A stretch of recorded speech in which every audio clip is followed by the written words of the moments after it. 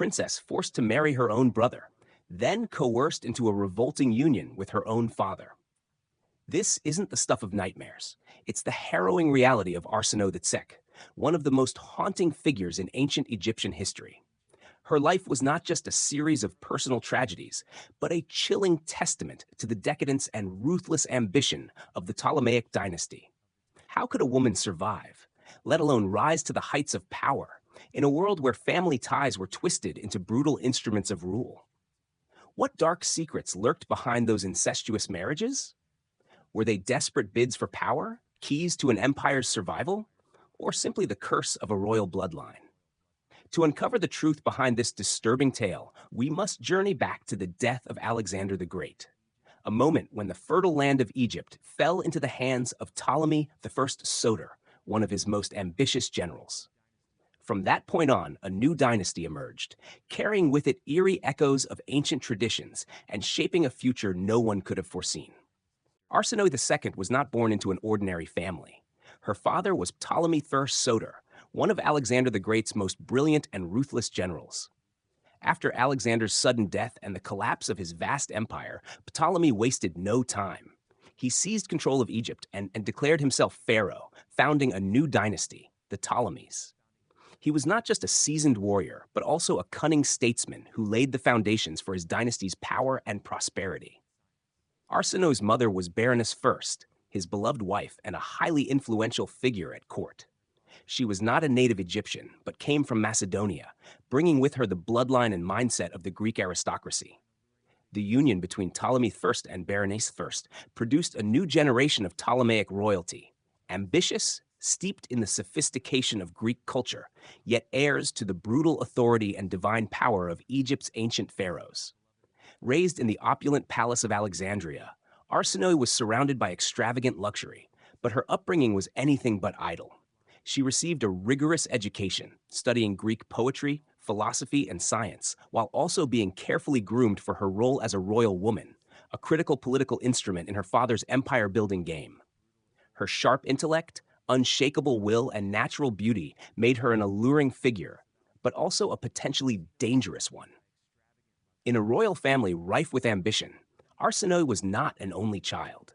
She had a half-brother, Ptolemy Keraunos, a power-hungry prince stripped of his claim to the throne, whose tragic fate would one day become inextricably linked with hers.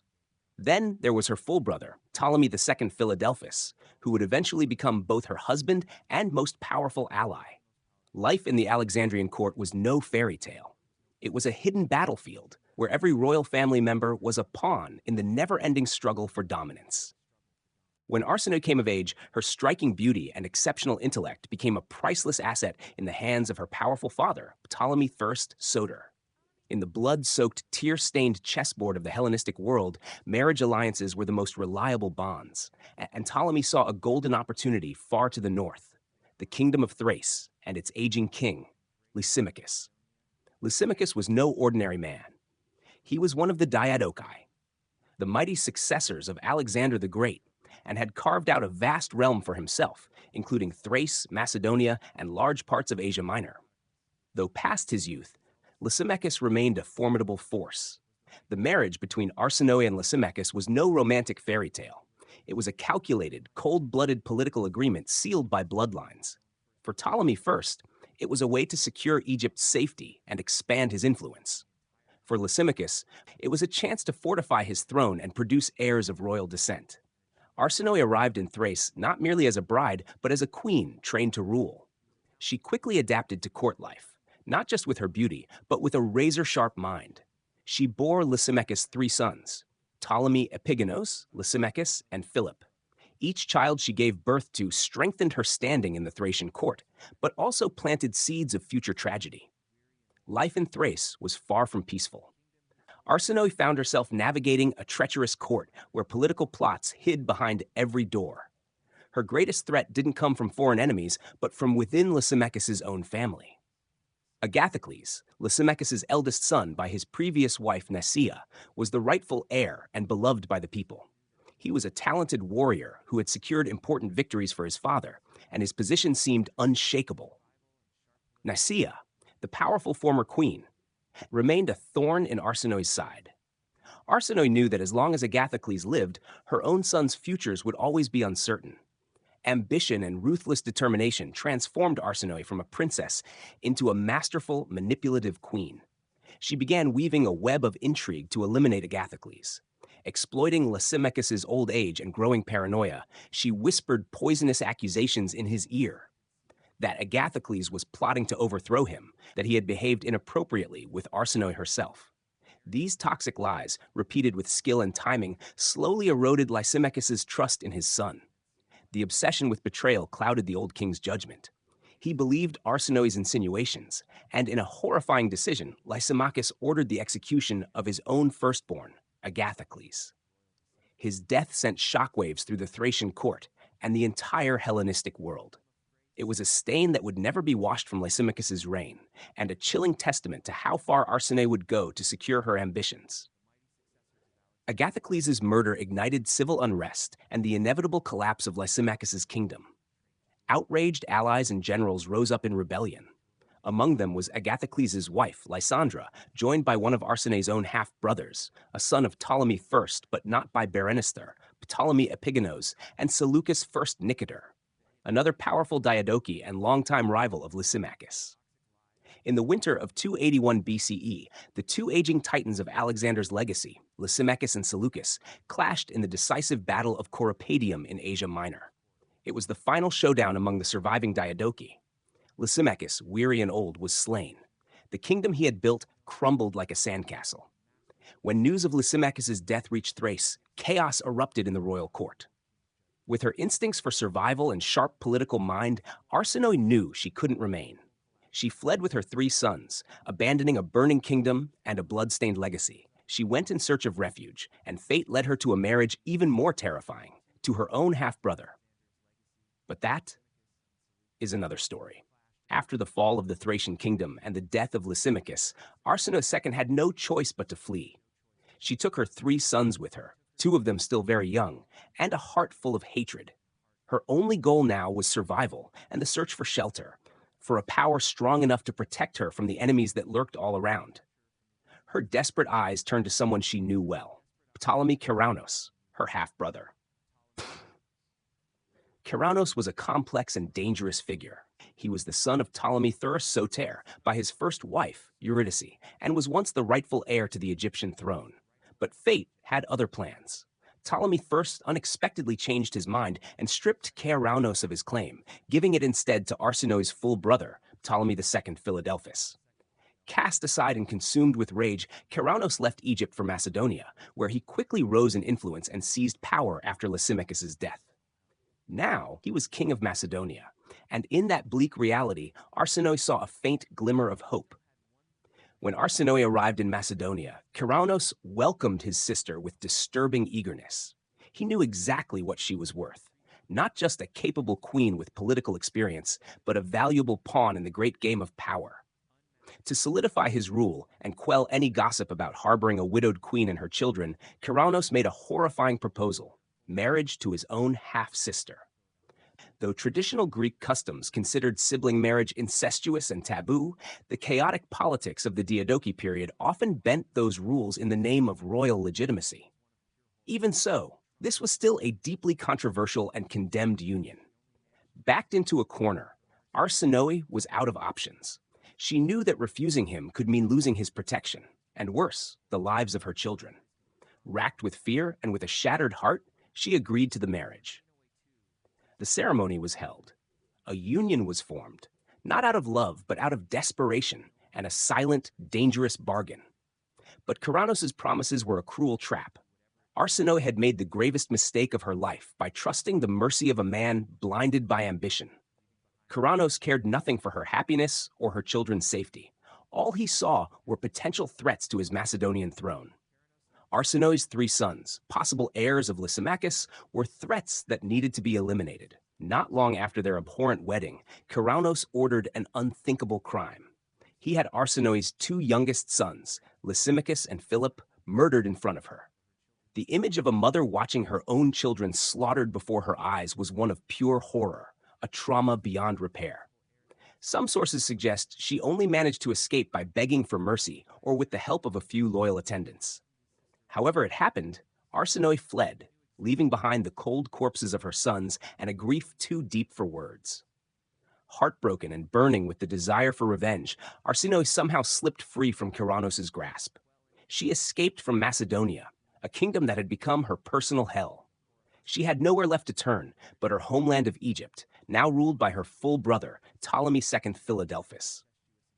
It would be a journey filled with danger and hardship, but her fury and will to survive drove her forward. Arsinoe returned to Alexandria not as a fallen queen, but as a flame of vengeance. She had lost everything: her husband, her children, her kingdom. But she still had one thing: her sharp mind, ruthless political instinct, and a deep understanding of how power works. She was ready to spin a new web of intrigue, one that would transform the political landscape of Egypt and elevate her to a new, unmatched height of power, no matter what it might cost. The murder of Arsinoe's children by Keranos was not just a personal tragedy, it was a brutal reminder of the savagery behind the struggle for power. It showed just how thin the moral lines were in ancient courts, where blood ties could be the strongest bonds or the sharpest knives in your back. Arsinoe II had tasted the heights of glory and the depths of despair. Now she returned to Egypt no longer a naive princess, but a wounded, dangerous queen, ready to do whatever it took to reclaim what had been taken from her. Returning to Alexandria, the dazzling capital of the Egyptian kingdom, Arsinoe II was no fallen queen seeking pity. She came back as a woman deeply wounded, but that pain had forged her into something far more dangerous. After the devastating loss of her husband and the brutal murder of her children at the hands of the traitor Keranos, Arsinoe had only one purpose: to reclaim power and status, and to take vengeance on those who had wronged her. At the time, the throne of Egypt was held by her younger brother, Ptolemy II Philadelphus. An ambitious and educated ruler, Ptolemy II had inherited the throne from their father, Ptolemy I Soter. But compared to his sharp and ruthless sister, Ptolemy II was more impressionable, easily swayed by the counsel of those around him. Arsinoe saw this weakness immediately and exploited it. When Arsinoe arrived at court, she was not just another exiled royal. She was a force of nature, carrying with her the hard-won political instincts of the Macedonian and Thracian courts. She swiftly launched a quiet but effective campaign to eliminate her rivals. Her first target was Arsinoe I, Ptolemy II's wife, and a distant relative of theirs. Arsinoe I had borne Ptolemy 3 children, including a male heir, Ptolemy Euegetus. Her position seemed unshakable, but she underestimated the cunning and cruelty of her returning sister-in-law. Arsinoe II wove a web of rumors, accusations, and schemes against Arsinoe I. She deftly planted seeds of doubt in Ptolemy's mind, convincing him that his wife was either plotting treason or being unfaithful. In an Egyptian court where betrayal was an ever-present fear, these charges carried weight. Ultimately, Arsinoe II prevailed. Arsinoe I was deposed and exiled to Coptos in Upper Egypt. Some sources even claim that Arsinoe II arranged the removal, or worse, of Arsinoe I's children to clear her own path to power, though this remains debated. Regardless, the move cleared the way for Arsinoe II to become the most powerful woman in the kingdom, second only to the pharaoh himself. And then, something happened that shocked the entire Hellenistic world. After Arsinoe I's fall, Ptolemy II Philadelphus married his own sister, Arsinoe II. It was an unprecedented move in Ptolemaic history, and utterly repulsive by the moral standards of the Greek world, where sibling marriage was taboo and seen as abhorrent. Outrage and condemnation erupted across the Greek city-states. So why did Ptolemy II agree to such a scandalous union, and why did Arsinoe II accept it? There were several reasons behind this bold and controversial decision. First, it was a strategic move to legitimize and divinize the Ptolemaic dynasty in the eyes of the Egyptian people. For millennia, ancient Egyptian pharaohs had married their sisters to keep the royal bloodline pure, believing this preserved divine power and concentrated authority within the family. By reviving this tradition, Ptolemy II and Arsinoe II positioned themselves not just as Greek conquerors, but as true successors to the legendary pharaohs. This was especially significant because Ptolemy I had failed to fully establish such a precedent. Arsinoe II and Ptolemy II declared themselves theoi adelphoi, sibling gods, highlighting both their divine right and their blood connection. Second, the marriage was a consolidation of supreme power. With Arsinoe II as co-ruler, the Ptolemaic court became a tightly held domain, with authority no longer diluted by outside factions. Arsinoe II, armed with political experience and a steely will, became an indispensable partner to Ptolemy II. She brought not only intelligence, but the necessary ruthlessness to maintain order in a volatile world. Third, it was Arsinoe II's way of reclaiming everything she had lost. After two tragic marriages and unspeakable losses, she had no interest in love or conventional morality. What she craved was absolute power, the ability to command her own fate and that of a kingdom. By marrying her brother, she rose to the pinnacle of Egypt's political hierarchy, not just a queen in name, but a ruler in fact. Arsinoe II was far more than a ceremonial queen or consort. She became a powerful co-regent alongside Ptolemy II. She was given the title Philadelphus, sibling-loving, a name that forever stamped their unique relationship into history. Her power was extraordinary, shaping everything from foreign policy and military treaties to finance and court decisions. She played a key role in the First Syrian War against the Seleucid Empire, helping Ptolemy II secure significant victories and expand Egypt's territories. Arsinoe II was also a major patron of the arts and sciences, helping to turn Alexandria into one of the ancient world's premier centers of culture and knowledge.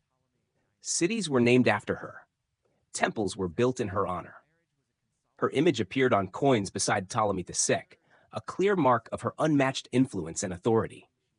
This incestuous marriage, reviled by Greek society, was the zenith of Arsinoe's power. She had gone from an exiled princess to a queen who ruled not just a kingdom, but her own destiny. Through cunning, intellect, and unwavering resolve, she had torn through every barrier, even moral taboos, to achieve her goal.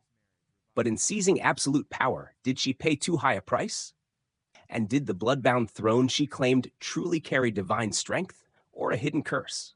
Arsinoe II died around 270 BCE, but death could not erase the profound impact she had during her lifetime.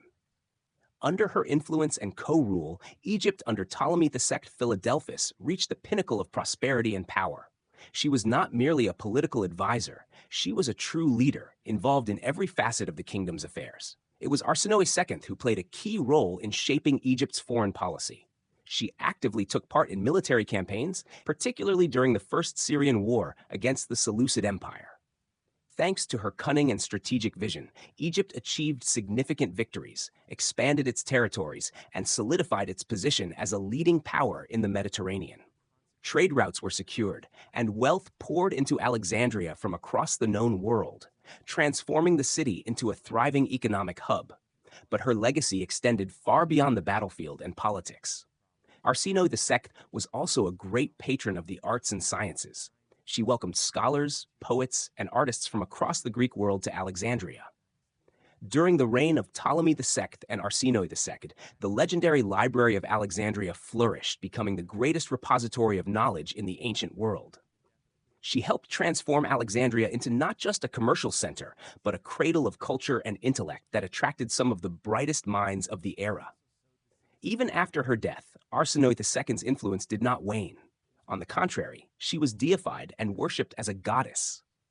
Ptolemy II, in an effort to honor and preserve his wife's legacy, and also to reinforce the legitimacy of their dynasty, commissioned grand temples and monuments in her name. Cities and important landmarks were named after her. Her image appeared on coins alongside Ptolemy II, symbolizing not just a bond of love, whatever kind of love that may have been, but a powerful and inseparable co-regency. She was known as Arsinoe Philadelphus, she who loves her sibling, a title that both honored their familial relationship and reinforced the divine nature of their rule. However, Arsinoe II's legacy was not confined to power and worship. It also serves as a chilling reminder of the consequences of incestuous marriage within the Ptolemaic dynasty. While sibling marriage was initially adopted to keep the royal bloodline pure and consolidate authority, over time it led to serious genetic problems. Later generations of the Ptolemies began to show increasing signs of physical and mental deterioration, contributing to the overall decline of the dynasty. Brutality, scheming, and at times outright madness became hallmarks of its later rulers. culminating in the fall of the Ptolemaic kingdom to Rome after the death of Cleopatra II. Arsinoe II was one of the first to set this terrifying precedent, a double-edged sword that brought great power, but also sowed the seeds of doom.